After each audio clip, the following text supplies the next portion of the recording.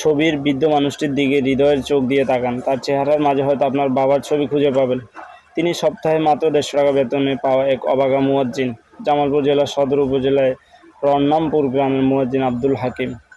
আজানের বিনিময়ে মসজিদ থেকে সাপ্তাহিক স্যালারি পান মাত্র ১৫০ টাকা, যা দিয়ে বর্তমান বাজারে সংসার চালানো আক্ষরিক অর্থেই অসম্ভব এবং কষ্টকর, যেটা আপনারা যারা সংসার করেন তারা হয়তো বুঝবেন। একসময় ভ্যানে করে মাটির হাঁড়ি পাতিল বিক্রি করতেন, কিন্তু ভ্যানটি নষ্ট হয়ে যাওয়ায় সেই উপার্জনের পথও বন্ধ হয়ে যায় তার। দুরবস্থা দেখে মসজিদের ইমাম সাহেব মুয়াজ্জিনের জন্য আমাদের স্বাবলম্বী প্রকল্পে আবেদন করেন। যাচাই বাছাই করে আস-সুন্নাহ ফাউন্ডেশন তাকে একটি ভ্যান ও মাটির হাঁড়ি পাতিল কিনে দিয়েছে, যার ফলে আজান দেওয়ার পাশাপাশি তিনি এখন আবার নতুন করে তার ব্যবসাটা শুরু করতেছে এবং তার আল্লাহর রহমতে দৈনিক ৪০০ থেকে ৫০০ টাকাও ইনকাম হয়।